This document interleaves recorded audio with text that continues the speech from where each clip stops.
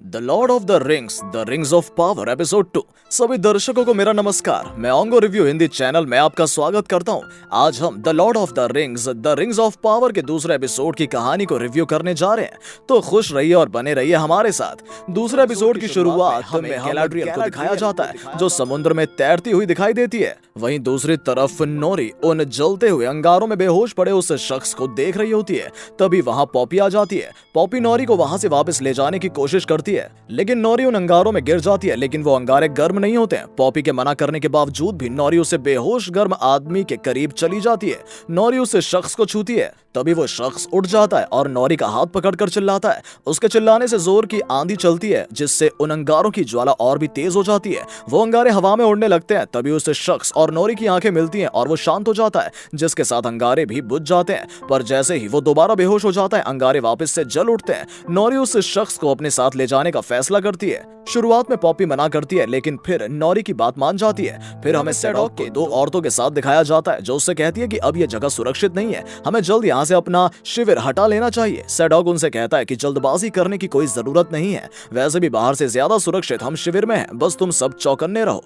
सैडॉक की नजरों से बचकर पॉपी और नोरी उस शख्स को किसी सुरक्षित जगह ले जाती है। नोरी पॉपी से कहती है कि यह शख्स कहीं और गिर सकता था, लेकिन यह हमें मिला। मुझे लगता है इसमें कुछ खास बात है। जब तक मुझे यकीन नहीं होता कि यह सुरक्षित है, तब तक ये मेरी जिम्मेदारी है। क्या तुम मेरा साथ दोगी पॉपी? पॉपी उसका साथ देने के लिए तैयार हो जाती है और कहती है कि वो किसी को कुछ नहीं बताएगी। तभी हमें हॉर्डन का सीन दिखाया जाता है, जहां अरोंडेर और ब्रॉनविन तबाह हुई जगह की जांच करते हैं। अरोंडेर कहता है कि यहाँ पर ना कोई लाश है और ना ही कोई जख्मी इंसान है। ब्रॉनविन कहती है कि शायद वो सभी भाग गए होंगे। तभी अरोंडेर अपनी मशाल को एक सुरंग में फेंकते हुए कहता है कि यहाँ पर किसी ने एक रास्ता खोदा है। ब्रॉनविन घबराते हुए कहती है कि ये किसी इंसान का काम नहीं है। अरोंडेर ब्रॉनविन को कहता है कि जाओ और सभी लोगों को सावधान करो। ब्रॉनविन कहती है कि क्या तुम मेरे साथ नहीं चलोगे, पर अरोंडेर कहता है कि उसको सुरंग का दूसरा छोर ढूंढना होगा।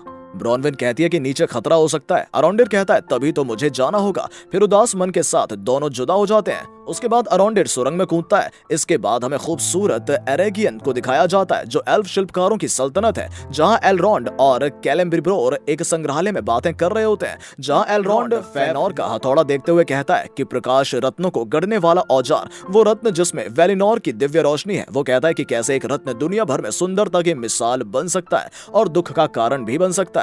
जिसके जवाब में कैलेम्ब्रिब्रोर कहता है कि एक नायाब कला हमेशा बलिदान मांगती है। कहते हैं कि मॉर्गोथ पर इन प्रकाश रत्नों का जादू ऐसे चला कि उन्हें चुराने के बाद वो हफ्तों तक इन्हें देखता रहा। उसे होश तब आया जब उसके आंसू का एक कतरा रत्न पर गिरा, जिससे उसे उसकी बुराई की प्रतिबिंब दिखाई दी और उसका भ्रम टूटा। इसके बाद उसने कभी भी इन रत्नों की तरफ नहीं देखा। कैलेम्ब्रिब्रोर कहता है कि फेनोर की कला से शैतान का भी हृदय परिवर्तन होने वाला था। इसके सामने मेरी कला की क्या औकात है? एलरोंड कहता है कि सभी एल्फ आपकी कला में मुरीद हैं। कैलेम्ब्रिब्रोर कहता है कि लेकिन मुझे इसका बड़ा मुकाम हासिल करना है। वो एलरोंड को एक मीनार के चित्र दिखाते हुए कहता है कि मैं एक ऐसी मीनार बनाना चाहता हूँ जिसमें दुनिया की सबसे ताकतवर भट्टी बनाई जाए, जिसकी तपिश के लावे जैसी हो और पवित्रता ध्रुव तारे जैसी हो। उन मीनार के बनी चीजें मध्य धरती की किस्मत बदल देंगी। एलरोंड कहता है कि इसे बनाने में बहुत सारे लोगों की आवश्यकता पड़ेगी जो हमारे पास नहीं है। कैलेम्ब्रिब्रोर कहता है कि इसीलिए तुम्हारे राजा ने तुम्हें मेरे पास भेजा है। उसके बाद एलरोंड कैलेम्ब्रिब्रोर को खाजाद डूम बोने की सल्तनत में ले जाता है। हमें खाजाद डूम की सुंदर कलाकारी को दिखाया जाता है। कैलेम्ब्रिब्रोर कहता है कि बोनो के साथ की संधि इस युग की सबसे बड़ी राजनीतिक कामयाबी होगी। एलरोंड कहता है कि बोनो के राजकुमार डुरीन मेरे बहुत अच्छे दोस्त हैं। बोने पत्थरों को तराशने में बहुत माहिर होते हैं। वो एक पत्थर को तराश कर खूबसूरती की मिसाल बना देते हैं। कैलेम्ब्रिब्रोर कहता है कि अगर हो सके तो मुझे अपने दोस्त की कार्यशाला में प्रवेश दिला देना। एलरोंड कहता है कि डुरीन और मैं भाई जैसे हैं, वो बहुत खुशी के साथ हमारा स्वागत करेगा। लेकिन डुरीन के पहरेदार एलरोंड को किले में प्रवेश देने से मना करते हुए कहते हैं कि राजकुमार डुरीन आपसे नहीं मिलना चाहते, जिससे एलरोंड की कैलेम्ब्रिब्रोर के सामने फजीयत हो जाती है। तभी एलरोंड दरवाजे के पास जाकर कहता है कि जैसा तुम चाहो मेरे दोस्त, और वो बोनो को शक्ति परीक्षण की चुनौती दे देता है। और इसके बाद दरवाजा खुलता है और बोने उसे अपने साथ ले जाते हैं। अब हम बोनो के अद्भुत कारीगरी के नमूने देखते हैं। खूबसूरत दृश्यों को देख एलरोंड की आंखें खुली की खुली रह जाती हैं। एलरोंड बोनो के बीच में पहुंचता है, जहां राजकुमार डुरीन भी आता है और वो सभी चिल्लाते हुए कहते हैं कि खाजाद डूम। एलरोंड डुरीन से कहता है कि मिलकर खुशी हुई मेरे दोस्त, लेकिन डुरीन उसकी बात काटते हुए कहता है कि एल्फ एलरॉन्ड ने हमें शक्ति परीक्षण की चुनौती पेश की है। वो आगे कहता है कि अगर एलरॉन्ड हार गया तो हमेशा के लिए बौनों की भूमि से निष्कासित कर दिया जाएगा, लेकिन अगर वो जीता, जो कि नामुमकिन है, तो उसकी एक इच्छा पूरी की जाएगी। बिगुल के साथ प्रतियोगिता की शुरुआत होती है। दोनों को पत्थर तोड़ने के लिए हथियार दिए जाते हैं। डुरीन एक बड़े से पत्थर को बहुत ही आसानी से तोड़ देता है, जिसके जवाब में एलरॉन्ड भी पत्थर तोड़ देता है।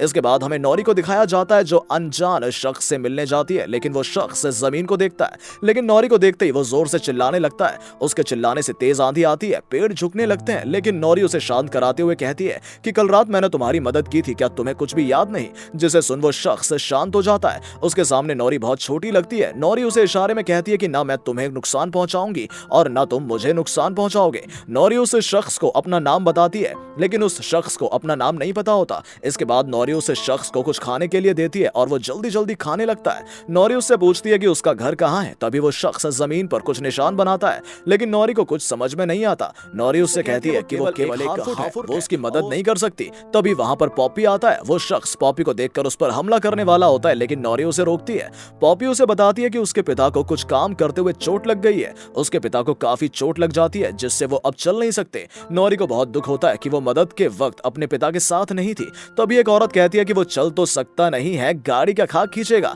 जिसे सुन पॉपी उस पर गुस्सा करती है। आगे हमें दिखाया जाता है कि गैलाड्रियल समुद्र में तैर रही होती है और किनारे की खोज में होती है। तभी उसे टूटी हुई नाव पर कुछ इंसान दिखाई देते हैं। गैलाड्रियल अपने कानों को छिपाकर उनकी तरफ बढ़ती है। तभी एक औरत गैलाड्रियल की मदद करने की कोशिश करती है, लेकिन दूसरे लोग उसे रोकते हुए कहते हैं कि तुम्हें इसे अपने हिस्से खाना देना पड़ेगा, और गैलाड्रियल को नाव में चढ़ने नहीं देते। लेकिन वो औरत उसकी बात न सुनकर गैलाड्रियल को नाव पर चढ़ा लेती है। वो उसे बताती है कि उनका सफर 2 हफ्तों पहले शुरू हुआ था, लेकिन वो समुद्र में फंस गए हैं और उन्हें एक जल दानव से खतरा है। तभी एक आदमी गैलाड्रियल के कानों को देख लेता है और कहता है कि ये एक एल्फ है जिनसे वो लोग नफरत करते हैं। तभी एक आदमी जहाज को देख चिल्लाते हुए कहता है कि हम बच गए, एक जहाज हमारी मदद के लिए आ रहा है।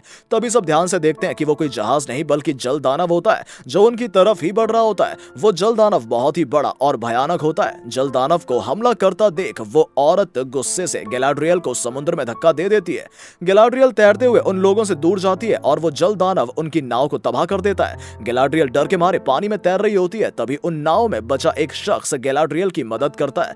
वो शख्स अपना नाम हॉलब्रॉड बताता है। तभी हमें एलरॉन्ड और डुरीन की प्रतियोगिता दिखाई जाती है, जहां दोनों एक दूसरे को बड़ी कठिन चुनौती पेश करते हैं। वो एक एक करके कई पत्थर तोड़ देते हैं, लेकिन आखिरी में एलरॉन्ड अपनी हार कबूल करता है और डुरीन के सामने घुटने टेक देता है, जिसे देख सब खुश होते हैं। डुरीन कहता है कि अब तुम यहाँ से जा सकते हो, लेकिन एलरॉन्ड कहता है कि क्या तुम आखिरी बार मुझे विदा करने नहीं आओगे।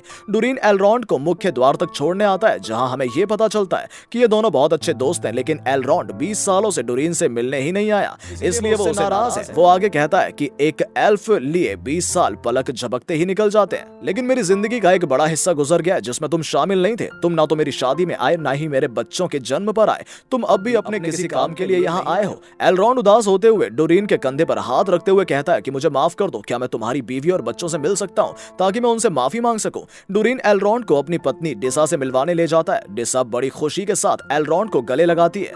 एलरॉन्ड डिसा से भी माफी मांगता है और डिसा उसे खाने का न्योता देती है। तभी हम डुरीन के दोनों बच्चों गेर्डा और गमली को देखते हैं, जिसे देख एलरॉन्ड खुश होता है। तभी एलरॉन्ड एक पेड़ की तरफ बड़े प्यार से देखता है, जिसके बीज उसने डुरीन को काफी साल पहले दिए थे, जिससे हमें पता चलता है कि डुरीन और एलरॉन्ड की दोस्ती बहुत गहरी है। तभी हम डुरीन, डिसा और एलरॉन्ड को खाना खाते देखते हैं। डिसा डुरीन को समझाती है कि उसे एलरॉन्ड का प्रस्ताव सुनना चाहिए। डुरीन अपना गुस्सा भूलकर एलरॉन्ड का प्रस्ताव सुनने के लिए तैयार हो जाता है। आगे हमें समुद्र का सीन दिखाया जाता है, जहां गैलाड्रियल और हॉलब्रांड को टूटी हुई नाव पर दिखाया जाता है। हॉलब्रांड उससे पूछता है कि क्या वो एक भगौड़ी है जो किसी को ढूंढने के लिए उसके पीछे भाग रही है। गैलाड्रियल कहती है कि उसे अपना फर्ज निभाने के लिए उसे मध्य धरती की ओर जाना है। वो आगे बोलती है कि तुम एल्फ से इतना चिढ़ते क्यों हो? आखिर एल्फ ने तुम्हारा क्या बिगाड़ा है? हॉलब्रांड गुस्से में कहता है कि मुझे मेरे मुल्क से भगाने वाले एल्फ नहीं थे, वो तो ऑक्स थे। ऑक्स का नाम सुनते ही गैलाड्रियल के हाव भाव बदल जाते हैं और वो हॉलब्रांड से पूछती है कि तुम्हारा घर कहाँ है? वो बताता है कि उसका घर दक्षिण भूमि में था। फिर हमें दक्षिण भूमि को दिखाया जाता है, जहां ब्रॉनविन भागते हुए लोगों को सावधान करने जाती है। ब्रॉनविन वॉल्ड्रैग और बाकी लोगों को बताती है कि हॉर्डन के सभी लोग गायब हो गए हैं, वहां कोई भी शव नहीं मिला। वॉल्ड्रैग मास्क को काटते हुए कहता है कि इसमें कोई परेशान होने वाली बात नहीं है, यहाँ की जमीन का मिजाज ही कुछ अलग है। ब्रॉनविन कहती है कि मैंने गहरी सुरंग हुई देखी है, मुझे नहीं पता कि वो किसने खोदी है, लेकिन वो हमारी तरफ ही आ रहे हैं, यहाँ खतरा है, हमें यहाँ से जाना होगा। वॉल्ड्रैग कहता है कि मुझे तुम पर विश्वास नहीं है और मैं इस अफवाह को बढ़ावा नहीं दूंगा। ब्रॉनविन कहती है कि हम अकेले हैं, रक्षा मीनार में भी कोई नहीं है। वॉल्ड्रैग कहता है कि मैं इन अफवाहों की वजह से एल्फ को बुलावा नहीं दूंगा, उनके जाने से यहाँ शांति है और कोई भी ब्रॉनविन की बात पर विश्वास नहीं करता। वहीं दूसरी तरफ हमें थियो को दिखाया जाता है जो आग के पास बैठा होता है। तभी उसे फर्श के नीचे से एक आवाज सुनाई देती है, वो गुस्से में फर्श को तोड़ने लगता है। जब वो फर्श के नीचे देखता है तो उसे एक डरावनी आंख नजर आती है जिसे देख वो डर जाता है। तभी हम दूसरी तरफ एरोंडिर को देखते हैं जो सुरंग का दूसरा छोर ढूंढ रहा होता है। यहाँ उसे भयानक नाखूनों के निशान के साथ साथ एक टूटा हुआ नाखून भी मिलता है।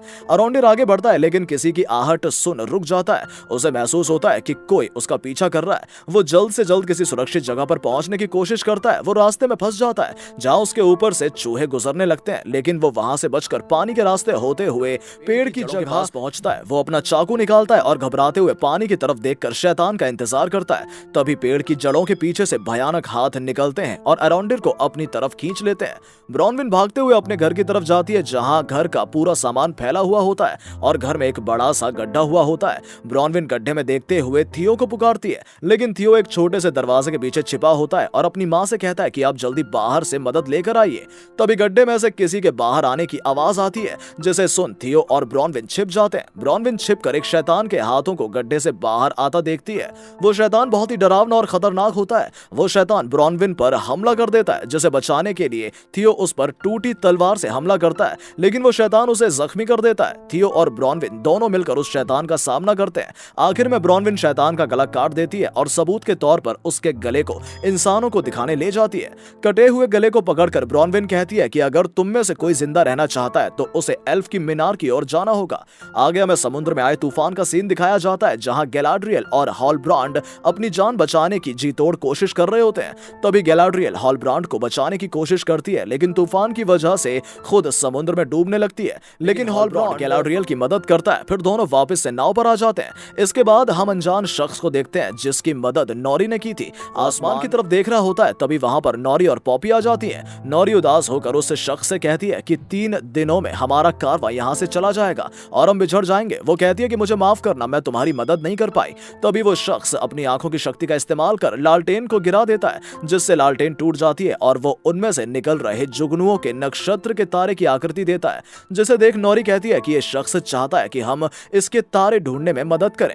तभी वो शख्स अपने घुटनों पर गिर जाता है और सारे जुगनू भी गिर जाते हैं। तभी पॉपी एक जुगनू को अपनी हथेली पर रखती है जो कि तड़प कर मर जाते हैं। वो शख्स उदास होकर नॉरी की तरफ देखता है। तभी हमें डुरीन और उसके पिता को दिखाया जाता है। डुरीन ने अपने पिता को एलरॉन्ड के प्रस्ताव के बारे में बता दिया है, लेकिन उसके पिता को यह प्रस्ताव मंजूर नहीं होता है। उसके पिता कहते हैं कि जब भी एल्फ की बात आती है तो तुम दिमाग की जगह दिल से सोचते हो। डुरीन कहता है कि वो एलरॉन्ड को काफी समय से जानता है, वो उससे कुछ नहीं छिपाएगा।